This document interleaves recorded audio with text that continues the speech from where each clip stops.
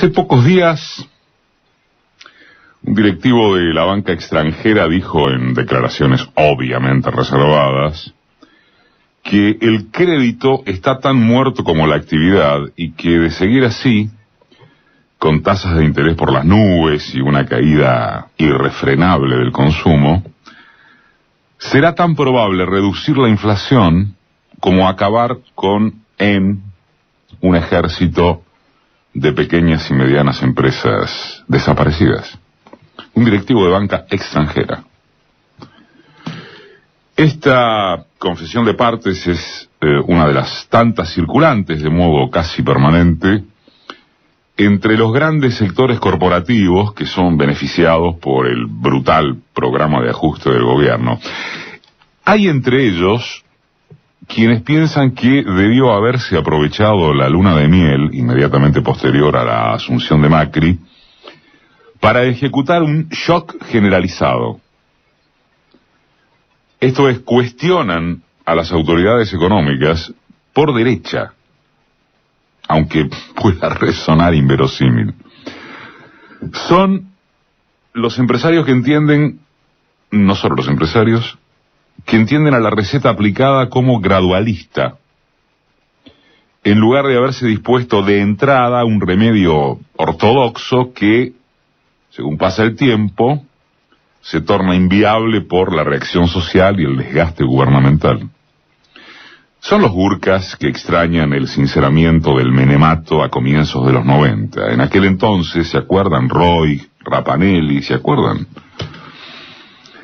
En aquel entonces, después de la puesta a Bungeborn en el comando directo de la economía, con la pretensión de que el grupo más relevante de la burguesía interna se hiciera cargo de los negocios nacionales, terminó resolviéndose que Argentina debía ser estrella de la ola mundial de neoliberalismo, especulación financiera, desguace del Estado, etc.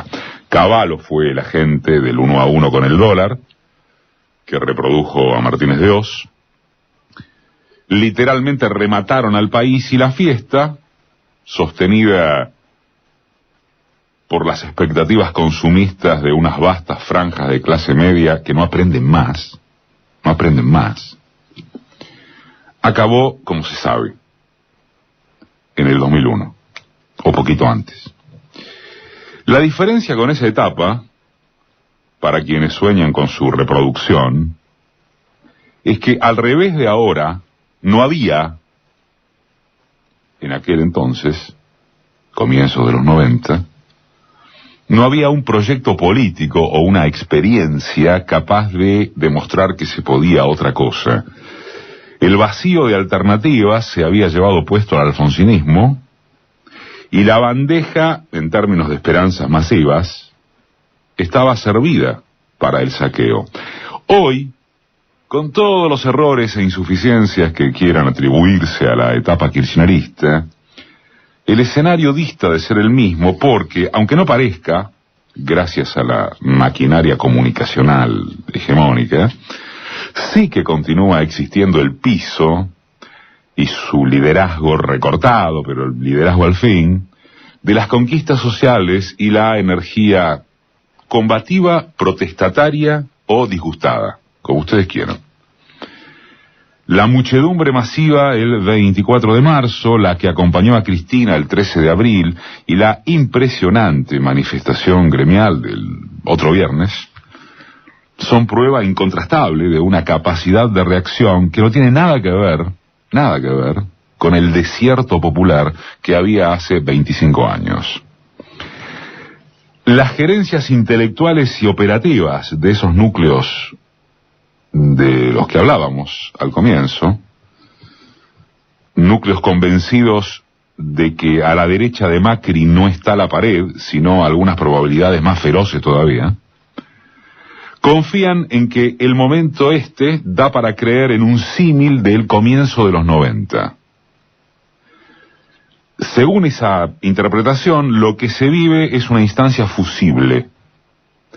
Y sería esperable que el gobierno de Macri tenga un as bajo la manga y a poner sobre la mesa cuando las papas de inflación y recesión terminen de quemar. Nos saben explicar en qué consistiría esa quimera, como no fueren las fórmulas archisabidas de flexibilización laboral para servirse de los 2 dígitos de desocupados que necesita un modelo como el vigente. Si no, no funciona. O el blanqueo de capitales, otra fórmula, ¿no?, prevista para el dichoso segundo semestre, como si esa zanahoria pudiera ser mejor que el formidable negociado financiero a que habilita la política del Banco Central, es decir, de Macri. Las prevenciones del gobierno contra la denominada ley antidespidos, que tal como quedó sancionada por el Senado es más efectismo político de una oposición alarmada que un instrumento viable, miren, no deja de ser emblemática. La ley, por supuesto, regiría hacia adelante por 6 meses y nunca para atrás.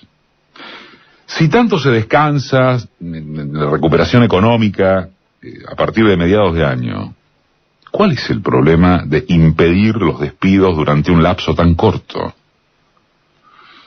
Uno solo, y no precisamente relativo al efecto en las empresas, sino a la ejemplaridad de que ni el gobierno ni el Congreso deben meterse con la fantástica mano invisible del mercado.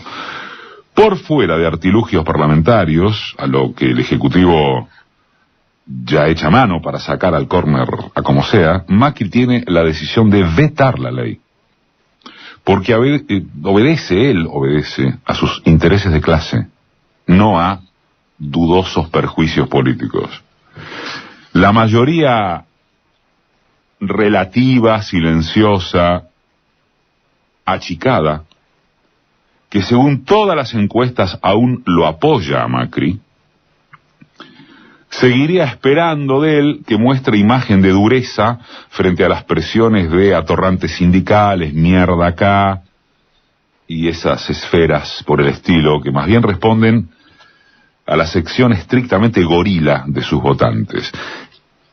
De esto también hablábamos en este programa el sábado pasado. En el alrededor de tercio variable del electorado, ese que cambia de humor entre la noche y la mañana, ya se sienten los efectos de que ni se come, ni se conserva el trabajo, ni se mantiene el consumo, ni se afronta el pago de luz y nafta, con la cadena nacional sobre las andanzas de unos kirchneristas corruptos. El chiste de ayer de Daniel Paz y Rudy refirió justamente a eso, ¿no? A la pregunta de cuánto aguantará Lázaro Báez, un oficinista de la gerencia de Felicidad responde que 1 o 2 tarifazos más, porque después habrá que inventar otra cosa. En dirección a ese sentido común, hay otra parte del establishment, integrada por empresas dependientes del mercado interno, sin por eso atribuirle pretensiones de justicia social, que se pregunta cuál es en definitiva el plan económico del gobierno, como no sea el ajuste por el ajuste mismo.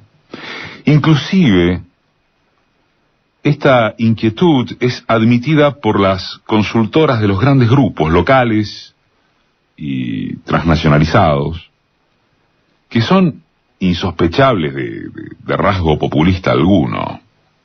Por ejemplo, Moody's, la agencia calificadora, una de esas sedes del pensamiento liberal ultraortodoxo, que funciona pronosticando no lo que ocurrirá, sino lo que debe hacerse para maximizar ganancias, Moody's avisó esta semana que Argentina enfrenta desafíos de largo plazo, que el retorno a los mercados internacionales no alcanza, que la economía ya está en recesión, que habrá aumento del desempleo y que la inflación de este año será superior al 30%. Y Fiel, la Fundación de Investigaciones Económicas Latinoamericanas, que es otro cubil de la derecha más recalcitrante, reconoció que el costo de la canasta básica para una familia tipo, solo respecto de abril, trepó en casi un 8%.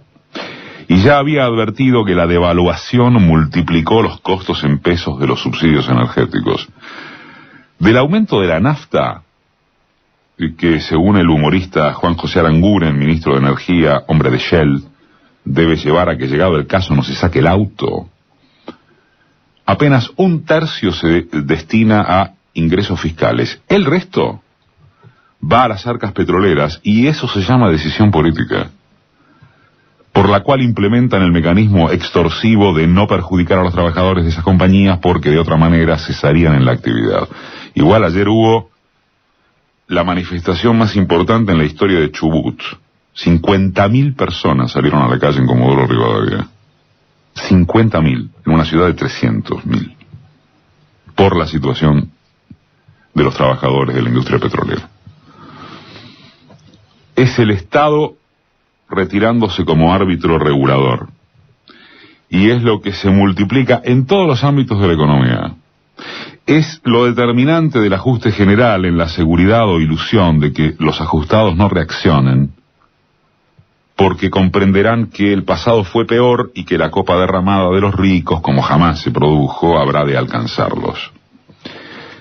En ligera síntesis, el modelo no cierra ni para los grupos empresariales ni para las pymes que, ajenos a la rentabilidad agroexportadora y a los sectores que no ocupan mano de obra dinámica, requieren intervención del Estado en defensa de sus intereses. No es concepción de burguesía nacional, es necesidad. La rueda de la economía ya no gira, y el gobierno se limita a crear un imaginario de prosperidad desde ese mentado segundo semestre del año en que llegarían las inversiones productivas. ¿Qué inversiones de ese tipo? Si la bicicleta financiera permite el rendimiento en dólares más alto del mundo. Del mundo. Es un escenario de rapiña solamente sustentable con aquella ilusión de una economía desmayada, y en que la cantidad de gente sin trabajo y amenazada por perderlo disciplina el descontento. La liberación del dólar da más espíritu de libertad, eso sí. El comercio de al lado, de la vuelta o de más allá ha visto duplicados o triplicados sus costos tarifarios, pero no puede trasladarlos a precios porque se depreció la capacidad adquisitiva. Se reduce en el que vende y el que compra. Es una lógica que alcanza a toda escala económica, que estribe en la actividad interna, repito, y la evaporación del referí estatal, digamos, no alienta perspectivas de mejora alguna. Momentáneamente, los 2 o 3 emporios de comunicación que manejan la opinión publicada, Clarín, La Nación, se las arreglan para centrar el mensaje en la corrupción K, ignorar el Panamacri, hacer que todo consiste en lo mal que estábamos y lo mejor que estaremos. Se supondría que esa ficción tiene un límite, so pena de perder credibilidad. La pregunta es cómo se fuerza el límite ese, porque está claro que el gobierno no habrá de autolimitarse. No son una gestión con sensibilidades socialdemócratas. Son unos conservadores brutales. La verdad es que cansa repetirlo, pero tampoco hay tanta vuelta. La fragmentación peronista permite que sigan avanzando junto, antes o después, con una construcción de subjetividad por la cual pareciera que los días más felices, o más estimulantes, o menos malos, solo consistieron en una fiesta de corruptos. El límite, entonces, arribará cuando esa percepción llegue a su fin, cuando no se siga hablado por quienes hablan desde los medios dominantes. Un límite que no será porque el macrismo, si acaso le diera la estatura para ser definido así, con el ismo, como si fuese una identidad, vaya a ser capaz de inteligenciarse cual derecha compasiva. Será porque lo sacará del poder una fuerza popular y un liderazgo que haya aprendido de sus errores, mucho antes que arrepentirse de sus virtudes.